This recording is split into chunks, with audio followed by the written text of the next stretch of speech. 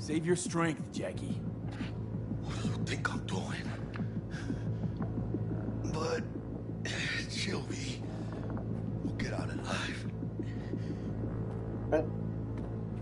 That illusion is kept up by immersion, right?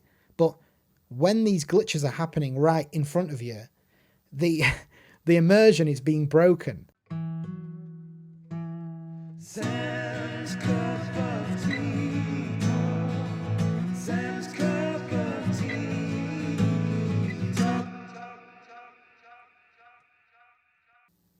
So I've had somewhat of a personal experience with CD Projekt Red's games and what they've meant to me in my life. Back in 2011, I was traveling around Eastern Europe, like a spontaneous trip. I didn't know anything about that place, but I was going through Poland and Slovakia, Slovenia. And upon that trip, I happened across a city called Warsaw. And the city was really odd. It was kind of oppressive and very inconsistent. Everything was really spaced out and very different to Krakow, which, you know, you assume Krakow is going to be the most depressing place in Poland because that's where you go to see the concentration camps and Auschwitz. Stay with me. I am going to talk about Cyberpunk. This is what I'm going to get to. So I was there in 2011 in Warsaw. Every time I went in a shop, I was going around the city, I saw all this crazy promotional material, just like it was this big release for a game I'd never heard of, right? It was like back in the West when Grand Theft Auto is going to come out and you just see posters everywhere. But this was for a game called The Witcher 2. And I was like, what is this game? What, you know? And yeah, it turns out obviously it was a big deal in Poland, but it hadn't quite hit on the Western front yet, which is the big market. And then years later, The Witcher 3 came out to much critical acclaim, and it was fantastic. It had such depth of character. The open world was amazing. It was different to other open worlds, where a lot of open worlds are all about scale and size, but The Witcher's was more about, you know, detail, and every square foot of the world had purpose and meaning and context. The characters, the side quests were all complex and nuanced. And right at the center of everything was Geralt, who was a great sort of pre-established character and a great vector for the audience and the gamer to experience the world through. The perfect character, just a perfect protagonist, so to speak. Brilliant game. And it was a game set in medieval times and it was open world. But anyway, the controls and the gameplay features weren't exactly the top of the list. You know, horse riding was a bit finicky and the way Geralt controlled, and combat was a bit simplistic. But what kind of elevated it was the RPG elements on the higher difficulties, taking the potions and stuff, and just the sort of depth of the world. So was really great. And everything worked relatively well in the game. And the little things that didn't were very quickly patched, and it obviously became Game of the Year and got massive acclaim, and I loved that game. Witcher 3 is amazing. But ever since then, and I think before then, 7 years or so, we've had this hype train rolling for Cyberpunk. Now, it's funny that over the course of the years, even in the past couple of years, I wasn't excited about this game. It's really odd because I'm a science fiction fan, I'm a Blade Runner fan. I usually get caught up in the hype for a new big game like this. But there's just something about the way that it was being sold that seemed, I don't know, something in me just doubted it, I guess. And I just refused to get excited for it. I think because it was being pitched as this, just there were too many new things that it was trying to do. And I just thought there's just no way. Once you've played enough games, you sort of have an idea of where the bar of possibility is, right? Even games that are really, really well hyped, or, you know, developers like Rockstar who create Grand Theft Auto and Red Dead Redemption, even those games have big flaws, you know, that come to light once the game is released. And with Cyberpunk, my worry was that, you know, here's a company that have become really good at making medieval games and the Witcher universe, but now they're going first person and it's a shooter. I mean, going into the world of shooters, there's a lot of competition and a lot of big names, developers that have struggled to make, you know, just the mechanics of of shooting feel good, you know. And also, you know, science fiction world had never really been done before. Flying cars, how are you going to do that? And also, you know, the transition for them to make a sort of more Grand Theft Auto experience. The first time, and it's going to be better than Grand Theft Auto. It's going to be of a higher, caliber. It just all seemed a bit too much. Once you've played enough games as I have, you start to think, where are the flaws gonna be here? Where are the limitations gonna be of this world? So there's something about it just couldn't, because I think the thing that was being promoted as being so exciting was this world, right? This immersive city. And the best open world I'd ever seen was sort of Red Dead Redemption and The Witcher, which were able to do what they were doing because there were sort of more naturalistic areas, but built up areas that Rockstar had done in Grand Theft Auto, like cities, a lot harder to do right. It's a lot more on the screen, and I don't know, just something about it didn't click. But I was excited still to play it, and so on release, I downloaded it I'm playing on the PlayStation 5, which I luckily got on in November. But the first thing that was weird was the fact that I was playing the PlayStation 4 version. There wasn't actually a next-gen version for this game. Why? Like, it's just bizarre to me. So here I am on a next-gen console playing this game that's been marketed as being the next generation of open world. And so when I booted the game up, obviously I noticed, because I've been seeing a lot of games that have benefited from the sort of higher resolution capabilities of the PlayStation 5, namely like Call of Duty and Cold War and Demon Souls and things like that, Spider-Man Miles Morales. You're seeing these games running at way higher resolution. And the first thing I noticed with Cyberpunk was the resolution seemed a bit, blurry, and, it didn't look terrible, but it didn't look, I knew that the PlayStation 5 could do better. And that was a bit frustrating that it was holding me back. But you know what? The first initial start, creating my character, creating my nomad, the different life paths, I was excited to do that. And the first 20 to 30 minutes, great. But then when I got into Night City, the cracks started to show. The first big glitch that I ran into was I was on the way to this mission, and it was funny at first. The first big moment was I was driving to a mission, and I was underneath this sewage thing, and I drove through one set of gates, and then I drove through the second set of gates, and I got stuck, and my car just was completely jammed. Go to the gates of Whole Foods. Can I just...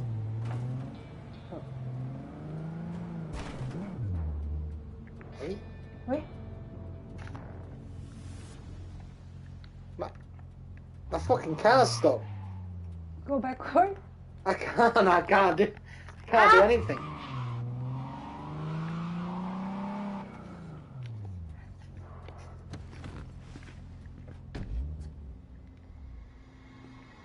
So I got out of the car and I jumped over it, and you can press a button to sort of signal your car to come to you, almost like an auto drive Tesla type thing. Like you can in The Witcher, you whistle for your horse and it comes to find you. Well, I'm stood looking at the car and it can't get out of this thing. And then these were seemingly the gates of death, because anything that touched them would get caught in it like a fly trap or something.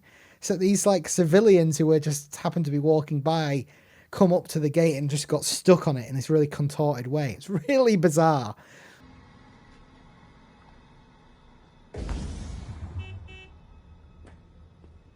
Call your car. Huh? What is happening? What the hell? He was just walking up to it and he's dead. He's just hung himself on the... What?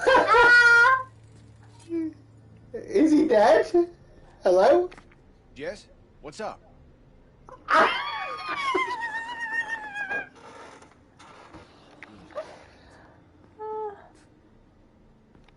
Dude, what are you doing? See? Hello? Right, I'm gonna jump over him and have a look at him. Oh my god! Are you alright, man?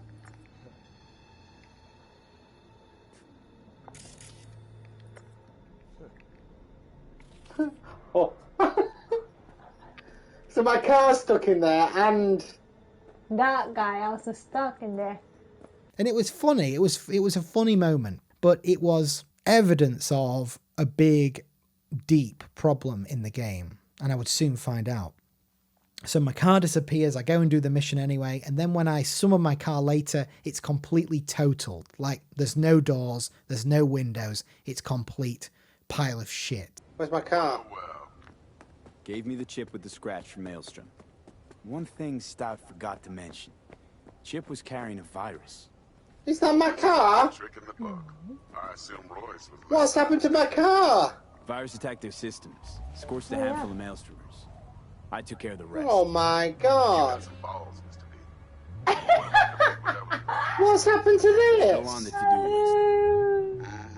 That meat's the only thing that'll get you a chance to grab that chip. That's when I started to go, all right, you know, this was funny, but I kind of the problem with Cyberpunk is that when you take away the story and the interestingly written characters and that kind of the experience and you're going into it, when you pull back and you just go and try and explore and do stuff around the world, the game falls apart because it hasn't been finished or well made, or there's a lot of missing features.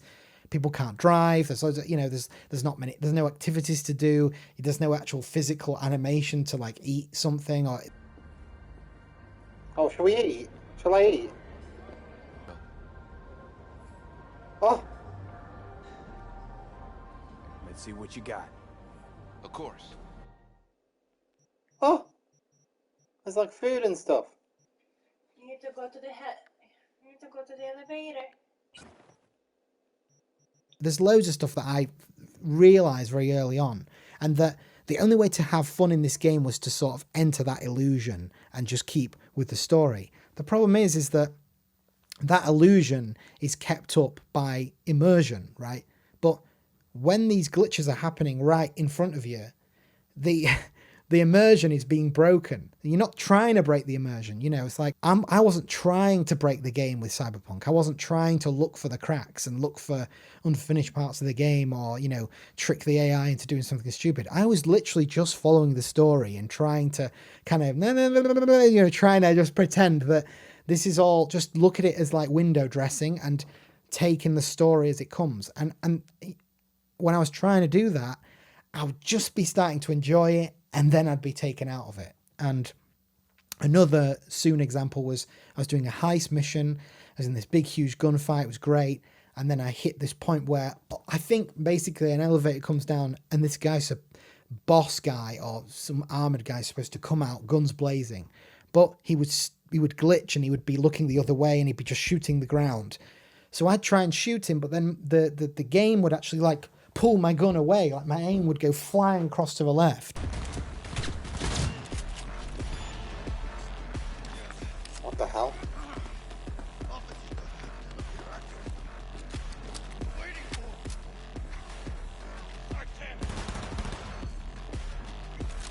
What's going on? Have I got a glitch?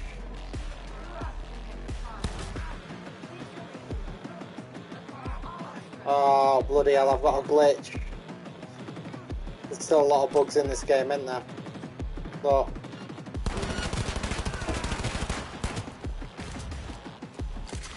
Going down. oh, we've got to load it. And I'm like, what's this? So I loaded it back up and did the entire sequence again, the whole shootout, and the same thing happened again. So I somehow managed to find a way to like fight the game and shoot him and try and ignore it out of my brain. It's doing it again.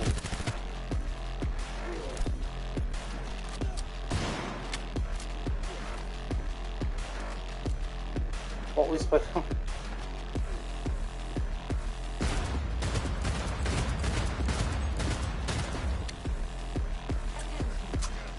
So we got into the elevator and then the other character's in there with me and he's like talking to me and saying some deep stuff. And I was like, yeah, you know what? Never mind that. I'm back in the story again. And then as he's talking to me, the boss body is obviously on the ground that I killed, the glitchy guy. And his leg starts to sort of float up with the elevation of the elevator going up. It starts to float in the frame. As I'm looking at the character, his foot sort of pops up. Save your strength, Jackie. What do you think I'm doing? But Shelby will get out alive.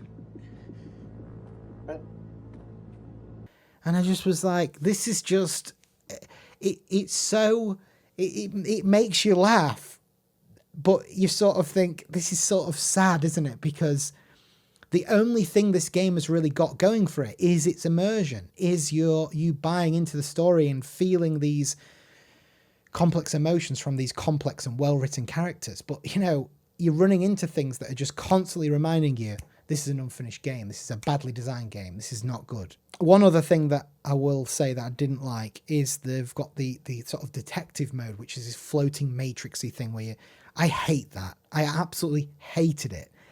It's really obnoxious to look at, and then the sounds, it gave me a fucking brain aneurysm almost trying to figure out the second one for the heist.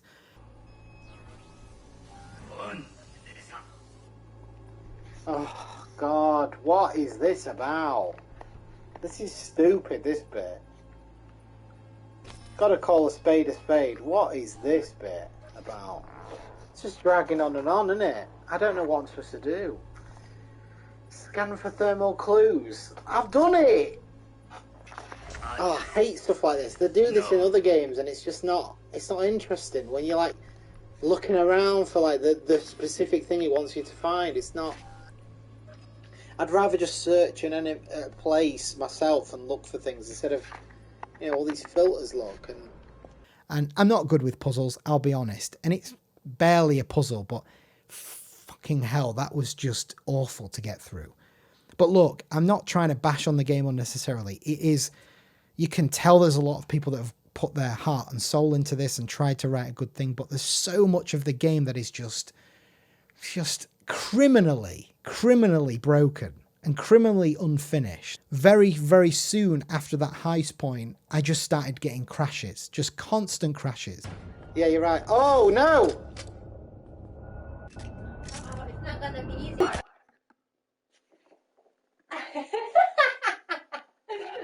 It's crashed. Ah! It's crashed. It's crashed about 4 times now, hasn't it?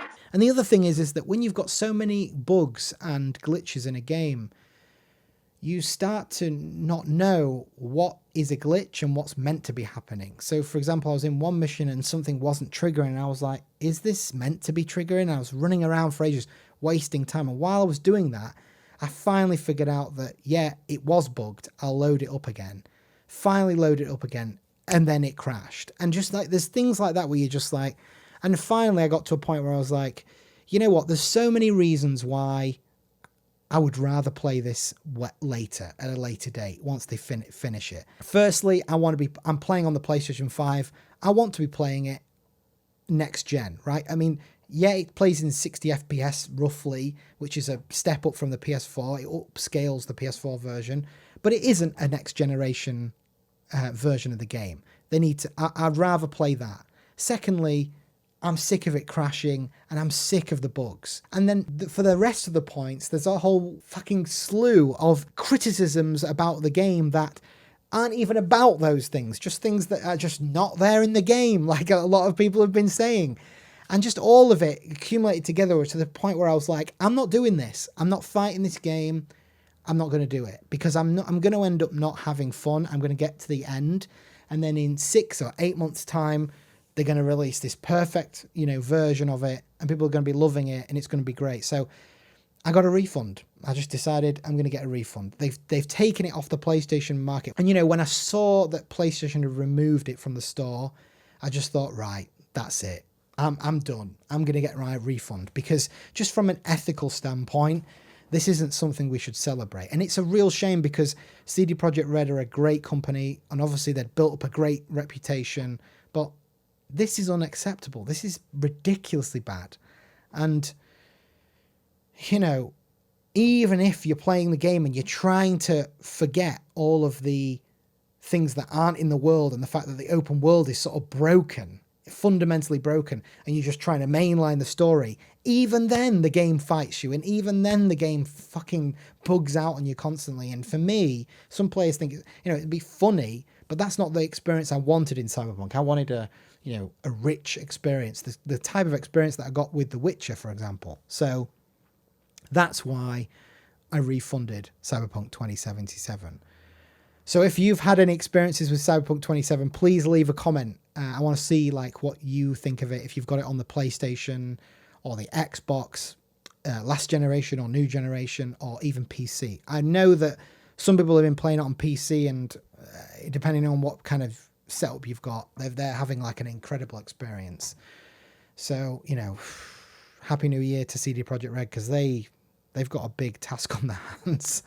So I don't know what's going to happen with it, but I am not going to be playing it until it is finished. Then I'll purchase it again once I've seen that it's actually finished, because that would be nice, wouldn't it? Jesus. 2021, things are looking up. Things are going to be better this year. Okay, thanks for watching. Please subscribe for more future content on video games and movies. I do that on this channel, so it would be greatly appreciated. Or drop a like. Thank you for watching. Sam's Cup of Tea, signing off. Sam's Cup